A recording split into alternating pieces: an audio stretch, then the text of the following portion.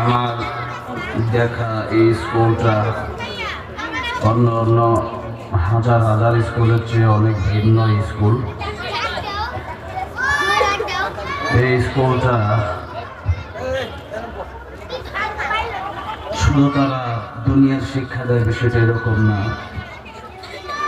এই স্কুলের ভেতরে আন্তর্জাতিক হাফেজে কোরআনদের মাধ্যমে, আলেমদের মাধ্যমে কোরআন শিক্ষা দেওয়া হয়।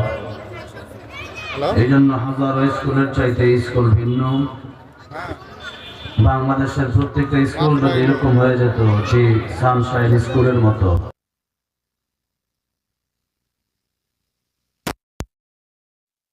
একজন মাদ্রাসার পরিচালক আলহামদুলিল্লাহ, এবং এলাকাবাসীর মানুষের সাথে আরিফ ভাইয়ের যেটা ব্যবহার, সবাই যথেষ্ট ভালোবাসেন আরিফ ভাইকে। তো এই জন্য প্রত্যেকটা স্কুল যদি এরকম হয়ে যায়, আমাদের মাদ্রাসাগুলো তো এখন বাংলা, অঙ্ক, ইংরেজি, ভূগোল, ইতিহাস সব শিক্ষা দেওয়া হয়। আর এই স্কুলটাতে বাংলা, অঙ্ক, ইংরেজি, স্কুলটা গাজীপুরের ভিতরে একটা সেরা স্কুল, পড়ালেখা খুব ভালো। আর তার সাথে সাথে কোরআন শিক্ষা দেওয়া হয়। কোরআন যার ভিতরে নাই, ومن أعرض عن ذكري فإن له معيشة ضنكا ونحشره يوم القيامة أعمى। কিয়ামতের দিন তারা অন্ধ হয়ে উঠবে। আল্লাহ জিজ্ঞাসা করবে, আল্লাহ এই কিয়ামতের দিন অন্ধ হয়ে উঠাইলা কেন? আল্লাহ বলবেন, এই পৃথিবীতে যত গ্রন্থ ছিল, মানব রচিত গ্রন্থ, এই গ্রন্থগুলো মানুষ রচনা করেছে, তা তোমরা পড়েছ, কিন্তু আমি যে গ্রন্থ নাজিল করলাম, যেই গ্রন্থের ভিতরে কোনো ভুল ছিল না। আল্লাহ রাব্বুল আলামিন বলছেন, যালিকাল কিতাবু লা রাইবা ফীহি হুদাল লিল মুত্তাকিন।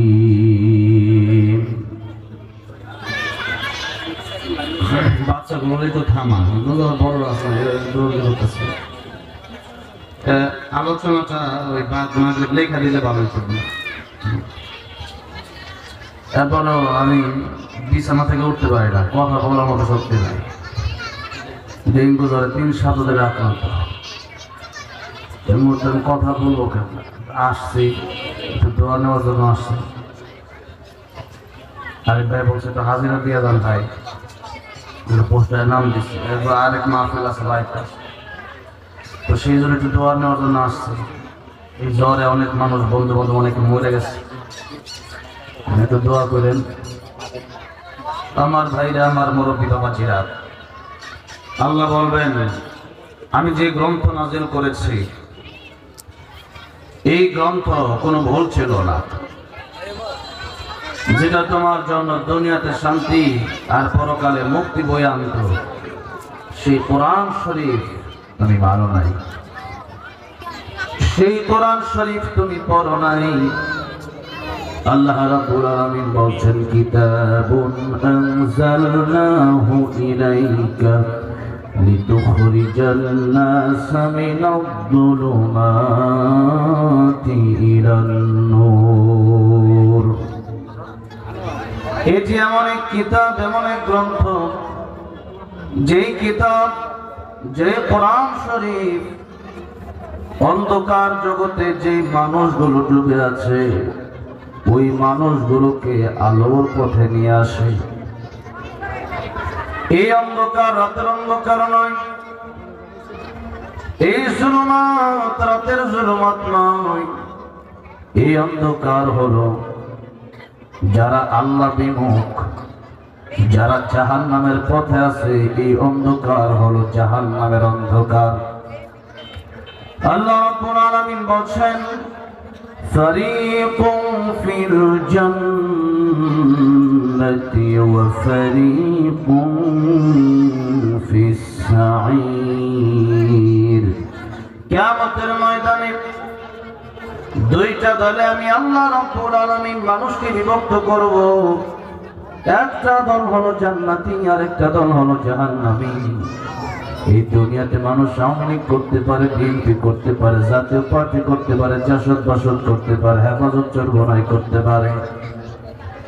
এই দুনিয়াতে মানুষ যতই দল করুক না কেন, কিয়ামতের ময়দানের ব্যাপারে আল্লাহ রাব্বুল আলামিন বলছেন কিয়ামতের ময়দানে দল হবে দুইটা। একটা দলের নাম জান্নাতি আর একটা দলের নাম জাহান্নামী। আর আলোর পথ হলো জান্নাতের পথ, অন্ধকারের পথ হলো জাহান্নামের পথ। কোরআন যারা শিখবে, কোরআন যারা মেনে নেবে, আজ থেকে ১,৫০০ বছর আগে যখন আল্লাহর কোরআন নাযিল হয়েছে,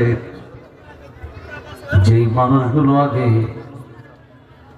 নারী দেখলে নারীর ইজ্জত রক্ষা করবে তো দূরের কথা, বরং নারীর ইজ্জত যা লুণ্ঠন করে নিত, এই মানুষগুলোর সামনে যখন আল্লাহর কোরআনের বাণী পৌঁছায় দেওয়া হলো, এই মানুষগুলো নারী যখন দেখলো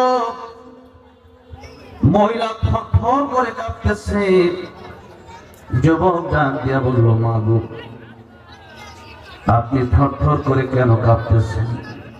মহিলা ডেকে বলল, যুবক করে, এই আরবের লোকেরা এত নিকৃষ্ট, আরবের লোকেরা নারী দেখলে নারীর উপর ঝাঁপায় পড়ে, নারীর ইজ্জত নষ্ট করে দেয়। যুবক ডাক দিয়া বলল, মা, এতদিন পর্যন্ত আমিও একজন নষ্ট যুবক ছিলাম, কিন্তু আল্লাহর কোরআন আমাদের শিক্ষা দিয়েছে, এই দুনিয়াতে যেখানেই যাই না কেন, যে কাজে আমি করি না কেন, দুনিয়ার কোনো মানুষ হয়তো আমার দেখবে না, এই দুনিয়াতে হয়তো আমার কোনো সমস্যা হবে না, কিন্তু পাহাড়ের নিচে, সমুদ্রের তলদেশে, রাতের অন্ধকারে পৃথিবীর কোন মানুষ যদি আমার নাও দেখে, আপনার ইজ্জত যদি আমি নষ্ট করে দেই, আমার আল্লাহ রাব্বুল আলামিনের চোখকে আমি ফাঁকি দিতে পারবো না। আমি এই দুনিয়াতে গুনাহ করতে পারি, এতদিন পর্যন্ত কোরআন শিখি নাই, কোরআন বুঝি নাই, কোরআনের কাছে আমি যাই নাই, যার কারণে আমি মনে করেছিলাম মরণ হয়ে যাবে, আর মরণের পরে আমার জীবন শেষ হয়ে যাবে। কিন্তু আল্লাহ রাব্বুল আলামিন কোরআন শরীফে যে বললেন, কাইফা তাকফুরুনা বিল্লাহি ওয়া কুনতুম আমওয়াতান ফাহইয়াকুম সুম্মা ইউমীতুকুম সুম্মা ইউহয়ীকুম সুম্মা ইলাইহি তুরজাউন। আল্লাহ রাব্বুল আলামিন বলেন, মানুষ কিভাবে আল্লাহর সাথে নাফরমানি করে, অথচ মানুষ ছিল মৃত, এই মানুষের কোনো জান ছিল না, রূহ ছিল না, মায়ের পেটের ভিতরে আল্লাহ রাব্বুল আলামিন মিন আইয়ি শাইইন খালাকাহু মিন নুতফাতিন খালাকাহু ফাকাদ্দারাহু সুম্মা আস-সাবিলা ইয়াসসারাহু সুম্মা আমাতাহু ফাআকবারাহু। মায়ের পেটের ভিতরে নাপাক পানির মাধ্যমে, নুতফার মাধ্যমে আল্লাহ রক্ত মাংস হাড্ডি সৃষ্টি করলেন, এরপরে মানুষ রূপে একটা আর্ট আল্লাহ করলেন, এরপরে সেখানে আল্লাহ রাব্বুল আলামিন রূহ দিয়ে দিলেন। রূহ না দিলে মৃত মানুষ পৃথিবীতেও আসে। একজন মৃত মানুষ, ছোট্ট একটা বাচ্চা মায়ের গর্ভ থেকে যখন জন্ম নেয়, তখন এই মৃত বাচ্চাকে মাও জায়গা দেয় না, বাপেও জায়গা দেয় না, কারণ তার ভিতরে রূহ নাই। রূহ না থাকলে পৃথিবীতে মানুষের কোনো দাম, আল্লাহ মানুষের কোনো দাম নাই, এটা মানুষের ধরা হয় না, এটা লাশ, লাশ নাই, কিচ্ছু নাই। রূহ যেদিন চলে যায়, ওই বলি আর কেউ রাখে না। রূহ চলে গেলে এই মাহফিলের প্রধান বক্তা আমি হতে পারতাম না। রূহ চলে গেলে সভাপতি আর থাকতো না, রুহ চলে গেলে প্রধানমন্ত্রী আর প্রধানমন্ত্রী থাকে না, রুহ চলে গেলে এমপি আর এমপি থাকে না, মন্ত্রী আর মন্ত্রী থাকে না। এই জন্যই তো মানুষের ইন্তেকালের পরে মসজিদে যখন এলান করা হয় আব্দুর রহমান বাদ ফজর ইন্তেকাল করেছেন, আব্দুর রহিম বাদ জোহর ইন্তেকাল করেছেন। ইন্তেকাল তো আরবি শব্দ, ইন্তেকালের অর্থ কি আলেমরা জানে? ইন্তেকালের অর্থ হলো এক জায়গা থেকে অন্য জায়গায় চলে যাওয়া। এক জায়গা থেকে অন্য জায়গায় চলে যাওয়া মানে আপনি প্রথমে গেলেন কবরে, ওই কবরে যাওয়ার পরে নবীজি বলেছেন একটা মানুষের লাশ যখন দাফন করে দেওয়া হয় তখন কবরের উপরে যে মানুষ জানাজা পরে দাফন করে যে চলে যাচ্ছে 40 কদম যেতে যতক্ষণ সময় লাগে এতক্ষণ সময়ের ভেতরে মন কান্না কি কবরে চলে আসে। তোমার রবকে তোমার দিন কি মান হাদার রাজুল আল্লাযী বুইতা ফীকুম, নবীর দেখা জিজ্ঞেস করা হবে চিনো নাকি উনি কে? এই যে 3 প্রশ্ন করা হবে, তার রূহটা আল্লাহ রাব্বুল আলামিন বের করে নিয়েছিলেন, তার রূহটা আল্লাহ রাব্বুল আলামিন আবার যখন তার ভিতরে দিয়ে দিবেন সে কবরের ভিতরে ঘুম থেকে উঠে সে বাহিরে যে মানুষ হাঁটতেছে ওই হাঁটার আওয়াজটা পর্যন্ত শুনতে পারবে। সুতরাং এক জায়গা থেকে অন্য জায়গায় চলে যাওয়া এটাকেই বলা হলো وَكُنْتُمْ أَمْوَاتًا فَأَحْيَاكُمْ ثُمَّ يُمِيتُكُمْ ثُمَّ يُحْيِيكُمْ। মানুষ আবারও মরবে, আবার আমি আল্লাহ জীবিত করব, এরপরে আর মানুষ মরবে না, এরপরে তার কোনো মরণ আর নাই। এই জন্য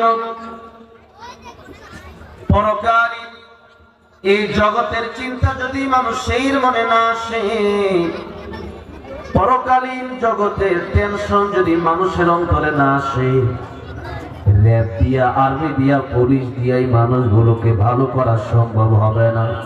আল্লাহ রাব্বুল আলামিন সূরা গাশিয়ায় বললেন ফাযাক্কির ইন্নামা আনতা মুযাক্কির লাস্তা আলাইহিম বিমুসাইতির।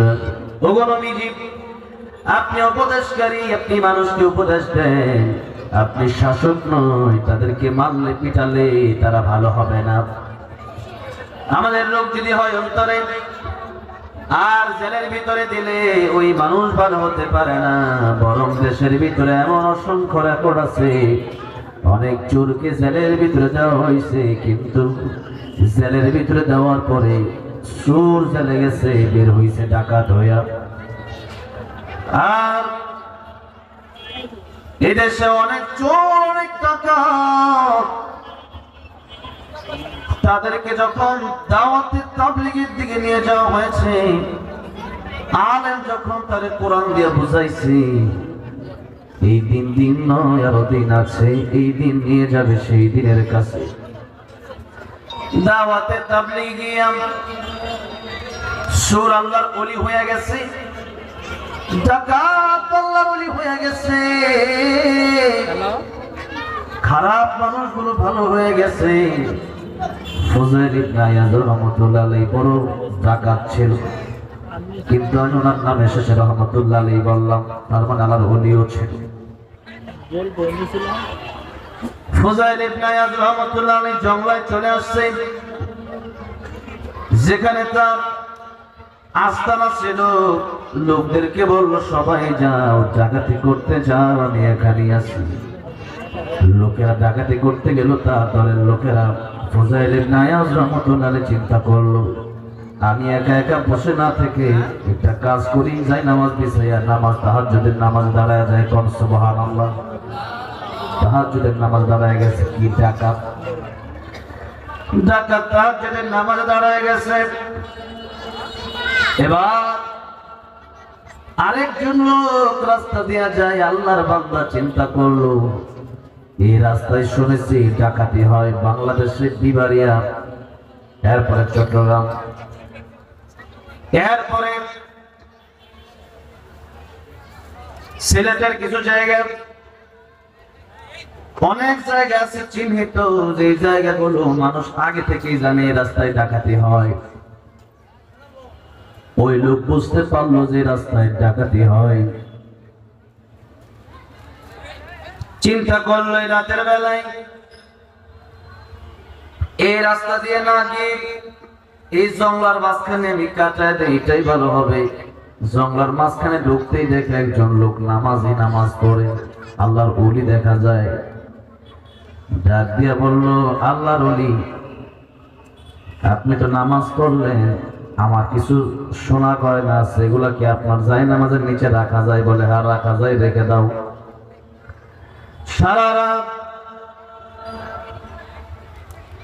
তাহাজ্জুদের নামাজ পড়ার পর রাত যখন শেষ হয়ে গেল, ওই আল্লাহর বান্দাও চলে যাবে।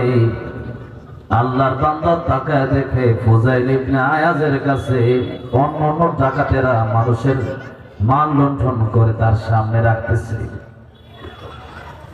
আল্লাহর বান্দা চিন্তা করলো, আমি তো মনে হয় আজকে নিজের হাতে মুরগিটা শিয়ালের কাছে বাগে দিয়ে দিলাম। যে ডাকাতের সর্দার ফুজাইল ইবনে আয়াজ, তখন চিনি নাই, নাম শুধু শুনছি। এখন আমার বোঝার বাকি না, এটাই তো ডাকাতের লিডার ফুজাইল ইবনে আয়াজ। ফুজাইল ইবনে আয়াজ রাহমাতুল্লাহ আলাইহি তার কাছ থেকে অনুমতি নিয়ে চলে যাবে। একবার চিন্তা করলো, মালামাল চাওয়ার দরকার নাই, মালের চেয়ে আমার জীবনের দাম বেশি, সম্পদের চাইতে আমার জীবনের দাম বেশি। চলে যাচ্ছে, আর মাঝখানে চিন্তা করলো একবার তো চাওয়া যায়, একবার চাইয়া দেখি দেয় কিনা। বলল, আপনার কাছে এই মালামাল গুলো আমি রেখেছিলাম, আপনাকে তো মনে করেছিলাম আল্লাহর ওলি, আমি তো জানি না আপনি যে ডাকাতের সর্দার, আমার মালামাল গুলো কি নিয়ে যাওয়া যায়? ফুজাইল ইবনে আয়াজ রাহমাতুল্লাহ আলাইহি বলল, তোমার মাল তুমি নিশ্চিন্তে নিয়ে যাও। বলেন সুবহানাল্লাহ, সুবহানাল্লাহ। অন্য লোকেরা চিন্তা করলো, ডাকাতের দলের লোকেরা বলল, ও লিডার, এত মালামাল মানুষকে ছুরি ধরে মানুষকে জবান বন্দি করে এরপরে আনলাম, আর আপনার যায় নামাজের নিচে এত স্বর্ণ মুদ্রা রাখলো, এত কষ্ট করে আমরা আনলাম, ওইটা আপনি নিলেন, আর সে আপনার যায় নামাজের তলে রাখলো, ওইটা নিলেন না কেন? ফুজাইল ইবনে আয়াজ রাহমাতুল্লাহ আলাইহি ডাক দিয়ে বলল, ডাকাতের লোকেরা, আমিও ডাকাত, তোমরাও ডাকাত, কিন্তু আজকে সারা রাত তোমরা ডাকাতি করছো, আমি তাহাজ্জুদ কইরা কাটায় দিছি। আমি তাহাজ্জুদ কইরা কাটায় দিলাম, সে ভাবছে আমি আল্লাহর ওলি। আমার গায়ে তো নবীর সুন্নাত ছিল, আমি নামাজ পড়তেছিলাম। ও আমার দলের লোকেরা, আজকে যদি তার মালামাল আমি ফেরত না দেই, সে হয়তো ভাববে অন্য নামাজিরাও মনে হয় খারাপ, না আমার কারণে অন্য নামাজিরা খারাপ হতে পারে না, মালামাল গুলা তার দিয়ে দেওয়া হলো। ফুজাইল ইবনে আয়াজ রাহমাতুল্লাহ আলাইহি চলে যাচ্ছেন বাড়িতে রাতের অন্ধকারে, শেষ রাতে, গভীর রাতে। শেষ রাতে যাওয়ার সময় তার কানে আওয়াজ আসতেছে, তার বাড়ির আগে আরেক বাড়ি, যে বাড়ি থেকে একজন কোরআনের হাফেজ আয়াত তেলাওয়াত করছিল। আলাম ইয়ানি লিল্লাযীনা আমানু আন তাখশা কুলুবুহুম লিযিকরিল্লাহ।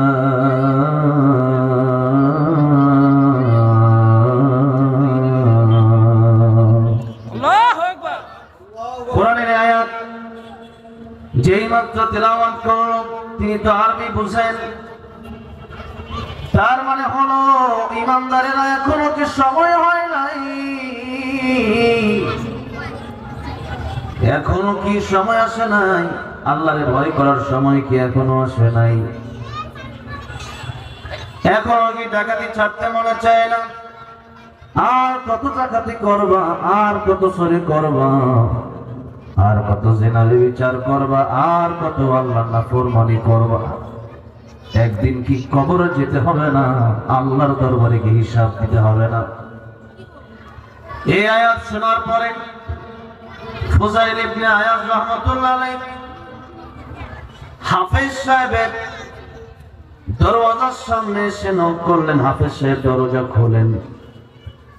ফুজাইল ইবনে আয়াজ রাহমাতুল্লাহ আলাইহিকে দেখে হাফেজ সাহেব অবাক হয়ে গেলেন। প্রতিদিন মানুষের বাড়িতে ডাকাতি করে, আমি গরিব মানুষ, আমার বাড়িতে আজকে ফুজাইল ইবনে আয়াজ ডাকাতি করার জন্য চলে আসলো নাকি?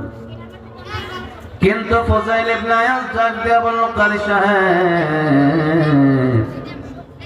এতদিন পর্যন্ত অনেক চুরি ডাকাতি করেছি, আজকে আপনি যে কোরআন শরীফের আয়াত তেলাওয়াত করলেন, ওই কোরআন শরীফের আয়াত শুনে আমার অন্তর ঠান্ডা হয়ে গেছে।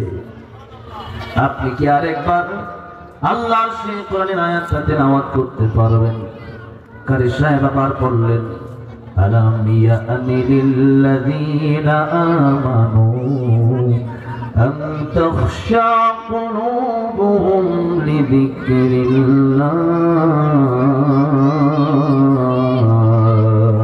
আল্লাহু আকবার। আবার যখন তেলাওয়াত করল, সারা রাত ডাকাতি করল ফুজাইল ইবনে আয়াজ, লাল লাল দুইটা চক্ষু, কিন্তু এখন তাকে দেখতেছে ফুজাইল ইবনে আয়াজের চোখ দিয়া দরদর করে পানি পড়া শুরু হয়ে গেছে। ফুজাইল ইবনে আয়াজ ডাক দিয়া বলল, কারি সাহেব, এই জীবনের বেশিরভাগ সময় নষ্ট করে দিলাম ডাকাতি করে, মানুষের মাল লুণ্ঠন করে, মানুষের কষ্ট দিয়া। আজকে আপনি কোরআন শরীফের যে আয়াত তেলাওয়াত করলেন, আল্লাহর কোরআনের এই আয়াত শুনে আমার দিন পরিবর্তন হয়ে গেছে। আপনার হাতে আমি হাত রাখলাম, আর তওবার মতো তওবা করলাম। আজকের পর থেকে আর জিন্দেগিতে কোনোদিন আমি আর ডাকাতি করব না। ফুজাইল ইবনে আয়াজ রাহমাতুল্লাহ আলাইহি সেই দিন যে ডাকাতি ছেড়ে দিলেন, এখন ফুজাইল ইবনে আয়াজ রাহমাতুল্লাহ আলাইহি আল্লাহর এমন ইবাদতে মগ্ন হলেন যে ফুজাইল ইবনে আয়াজ রাহমাতুল্লাহ আলাইহি, ফুজাইল ইবনে আয়াজের নাম নিলে এখন মানুষ রাহমাতুল্লাহ আলাইহি বলে। ফুজাইল ইবনে আয়াজ রাহমাতুল্লাহ আলাইহি বলে, যুগ শ্রেষ্ঠ উনি আল্লাহ রাব্বুল আলামিন তাকে বানায় দিয়েছিলেন। কিসের মাধ্যমে? কোরআনের মাধ্যমে। বলতেছিলাম এই স্কুলটার ভেতরে যেমন বাংলা, অঙ্ক, ইংরেজি শেখানো হয়, আল্লাহর কোরআনও শেখানো হয়। এই জন্যে এরকম স্কুলগুলো বাংলাদেশের জন্য আরো তৈরি হয়, বলে না আমি। আমার ভাইরা, আমার মুরব্বী বাবাজিরা, খুতবার শুরুতেই সূরাতুল আসর তেলাওয়াত করলাম, একখানা হাদিস শরীফ পাঠ করলাম। আয়াত এবং হাদিস, সূরা এবং হাদিস থেকে একেবারে অল্প সময় কথা বলবো। আল্লাহ রাব্বুল আলামিন এই সূরা আসর নাযিল করলেন। ইমাম শাফিঈ রাহমাতুল্লাহ আলাইহি বললেন, আল্লাহ রাব্বুল আলামিন কোরআন শরীফে যদি কোন সূরা নাযিল না করতেন, সূরা আসর নাযিল করতেন, সূরা আসরটাই মানুষের হেদায়েতের জন্য যথেষ্ট হয়ে যেত। এই সূরাতুল আসর আল্লাহ রাব্বুল আলামিন নাযিল করলেন এই জন্য, আল্লাহর নবী বিশ্ব নবী রাহমাতুল লিল আলামিন যখন মানুষকে কোরআনের দাওয়াত দিলেন, মানুষ বলল, আবু জাহেল আবু লাহাব বলল, গাড়ি বাড়ি নালে যা চাও তোমার সব দেব। নবী বললেন, বাড়ি গাড়ি নারী এগুলা দিয়ে আমার কোনো দরকার নাই, আমি তো আমার এক আল্লাহরে চাই, আল্লাহুল মাওলা ফালাহুল কুল। এগুলা দিয়ে আমি কি করব? দরকার নাই। বলা হলো, ঠিক আছে, এক কাজ করি, তাহলে মিলেমিশে ভাগ করে নেই, ধর্ম যার যার, উৎসব সবার। আপনার ধর্মেও আমরা কিছুদিন নামাজ রোজা করব, আপনিও আমাদের ধর্মে কিছুদিন পূজা করবেন। আল্লাহ বললেন কুল ইয়া আইয়ুহাল কাফিরুন লা আ'বুদু মা তা'বুদুন। ও কাফেররা, আমি যার ইবাদত করি তোমরা তার করো না, আর তোমরা যার করো আমি তার করি না। আর তোমরা যে মূর্তির সামনে মাথা নত করে দাও। আল্লাহ বলছেন ইন্নাল্লাযীনা তাদউনা মিন দুনিল্লাহি লা ইয়াখলুকু যুবাবান ওয়ালাউ ইজতামাউ লাহু ওয়া ইয়াসলুবহুমুদ যুবাবু শাইআন লা ইয়াস্তানকিযুহু মিন ضعفাত তালিব ওয়াল মাতলুব। আল্লাহ বলছেন এই মূর্তিগুলো একটা মাছিও বানাতে পারে না, একটা মশাও বানাতে পারে না, বরং এই মূর্তিগুলারে এরা তো চলতেও পারে না, কথাও বলতে পারে না। এমনকি একটা মাছি তার সামনে থেকে খাবার নিয়ে যায়, ওই মাছটাকে তাড়াতেও পারে না। অথচ এই মূর্তির হাত হলো 10টা, আমাদের হাত হলো 2টা। এই মূর্তিগুলো একটা মাছিও তাড়াতে পারে না, নিজে চলতে পারে না। দাউফাত তালিব, দুর্বল তো যে চায় সেও দুর্বল, আর মাতলুব, যার কাছে যাওয়া হয় সেও দুর্বল। অর্থাৎ মূর্তি তো দুর্বল, এমন দুর্বল, মানুষ যা দুর্বল তার চেয়ে বেশি দুর্বল হলো মূর্তি।